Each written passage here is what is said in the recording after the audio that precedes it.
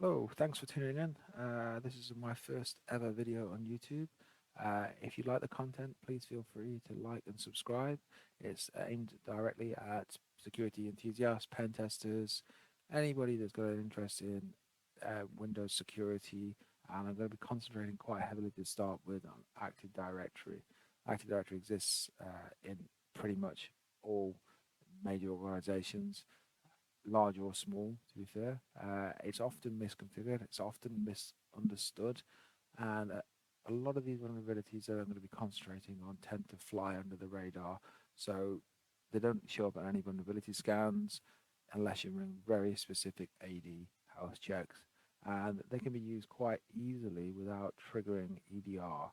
So essentially what we're doing is we're using the environment and using techniques like living off the land to gain more out of AD than we should be able to. So I'll go over the attack today that we're going to be performing. It's unconstrained delegation, and I'll walk you through this diagram a little bit to explain how we can attack this configuration in AD. So first and foremost, I'll go over why unconstrained delegation exists. So we have a user here, it's connected to a web server. He needs to then access a resource via this web server that is off the box. Okay, so it's two hops, Kerberos double hop, this is often called. So what happens here is when this user connects to this machine with unconstrained delegation configured, now it doesn't have to be via IIS, it can be via any service with unconstrained, that's the key here, unconstrained delegation, then the user's ticket granted ticket is cached on that machine to be picked up and used by the server at a later date when a resource is requested off the box. Now, a key thing to note as well that computers also can connect to servers and they have a password that the ticket granted ticket can also be stolen. So what we need to do in order to demo this exploit is set up an environment which is vulnerable. So I'll talk you through this now. I've got a lab environment, which I'll just bring up the service for. It's got a DC and a member server. Okay, we're logged on to a machine with unconstrained delegation configured. A key point to note here as well, I presumed compromise of the machine with unconstrained delegation configured. Now these machines are easy to spot in AD environments. There's PowerShell scripts, there's Bloodhound, there's Pincastle, loads of things that you can run to find machines in AD environments with unconstrained delegation configured. So there's our domain controller. There in here we have our users. We have user I'm going to be performing all these tasks as, and we have our built-in um, groups and users. The default environment, I've not done anything special to it apart from a couple of small changes. Um, Worth noting here, this is the default configuration for the administrator account of the domain, and it is not ticked. This box here is not ticked. Account is sensitive and cannot be delegated. Okay, I'll go back to that in a little while, explain to you more about what that does. More importantly, the machine that is vulnerable has had the box ticked here under delegation for trusted computer for delegation to any service. Okay, this is what we spoke about earlier in the diagram. So essentially that machine, even though not configured IIS on it or anything like that, has been configured in that vulnerable manner that the diagram showed earlier. So this is our target machine here. Okay, so this user, it's worth going over the user that we've got, that we've compromised. It is just a normal domain user that is a member of the local admins group. Okay, built-in users, built-in administrators, and it's got nothing special in Active Directory other than local admins, which has been pushed out via a GPO. Quite a common practice in organizations. So what we need to do now is to start listening for any new incoming requests for resources on this box. And we can do that using a tool called Rubius. If you've not come across this before, Rubius can do many things. So it's definitely worth reading up about. And the tool's already downloaded on the D drive of this machine. administrator, and we're going to listen for new incoming tickets being cached. Okay, so we can see here we've got a few already. These are just what I'd expect as normal. We've got our lab computer account. We've got the ticket granted ticket for Steve as well. And then we've got our lab computer account again. And just note the ticket cache size here is currently 3. Now we need to increase that with high value targets, or indeed any ticket, random ticket that's in here is worth investigating. It could give you further privileges. But what we're going to do in this instance is we're going to show you how the machine with unconstrained delegation works. So we're going to hop back over to our domain controller, and we're going to give this a refresh. The lab member server, yeah, of the UNC. Okay, and we should hop back to our compromise box, and we should see that ticket count increase to 4. Now, most importantly, we've got the base 64 encoded ticket now. Okay. So we've actually stolen the ticket of the administrator of the domain. Okay, we can take that ticket, we can copy it out, and what I like to do with it, as you'll notice, there's a lot of white space in there. It's not very clean extract of the ticket. I like to paste it in Notepad. And I'll bring this over so you can see what I'm doing on the other screen. And then I like to replace all the white space. There we go. Yeah. That's what it looks like. So I got rid of all those gaps at the front and at the end. And now what I need to do is just get rid of the lines, the extra returns. We'll end up with just one line. Just pressing end and delete, repeating that until I've just got one line. Now we have a nice, cleaned up ticket granted ticket, base 64 encoded ticket for the administrator of the domain. What can we do with that? Okay, at the moment it's nothing. It's just a load of words on a screen, loads of jumbled up base 64 encoded tickets on the screen. So what we need to do next is to pass that ticket, okay, and put it into our current session. Now we can use Rubius again for that. We'll get another window open here. Open Rubius, and we just need PTT, pass the ticket. We can say, here you go, here's my ticket that I stole earlier. Hit enter, and then we get the import success. Now we can verify that using a Windows command called klist. Okay, and you can see one cache ticket. What can we do with that ticket? Okay, we can now list the directory of the C drive of the lab DC01, which by default this user should not be able to do. And there we go. We've got C $access on the server. We can switch to PowerShell. We can enter a PS session on the main controller, just lab DC01.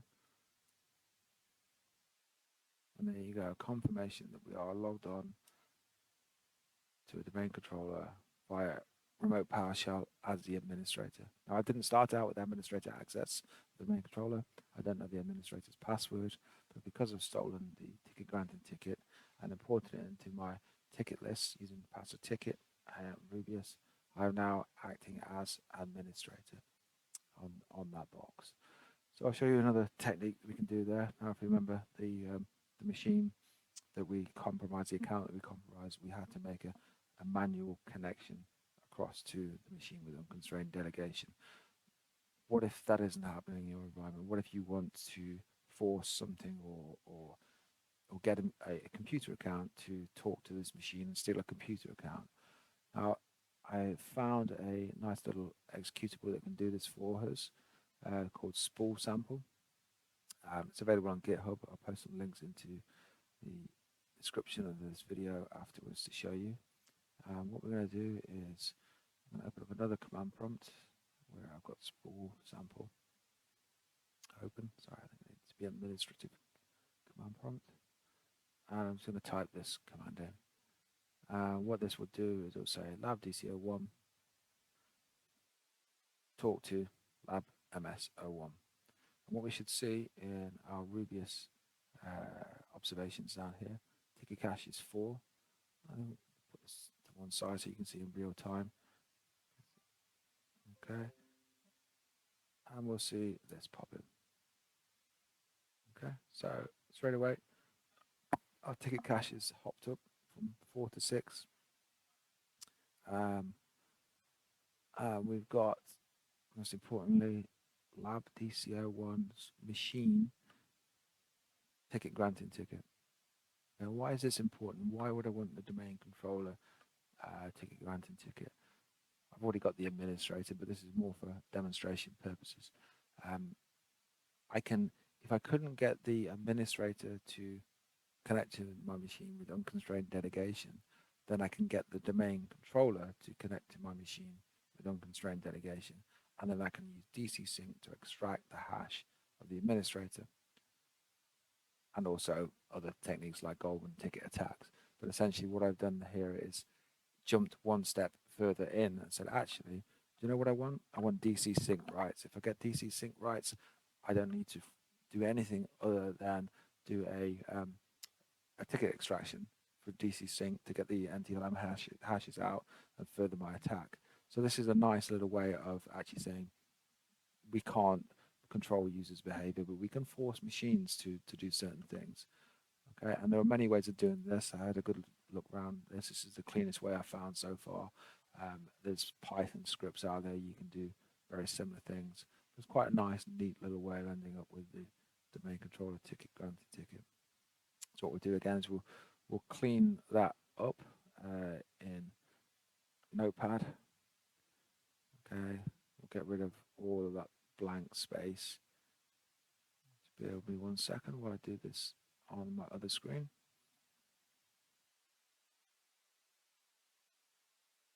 Place, there we go. I'll end up with a nice, neat ticket at the end of it to import. Okay.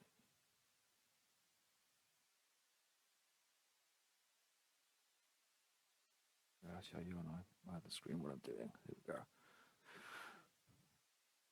Import that as soon as this is cleaned up.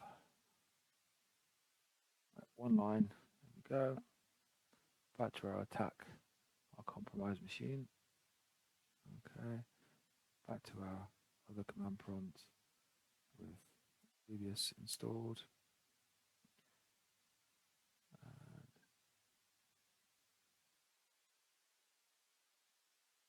there we go. We just need previous exe, and we need TTT, and we've got the ticket here cleaned up nicely, and we're going to use klist to show. There we go.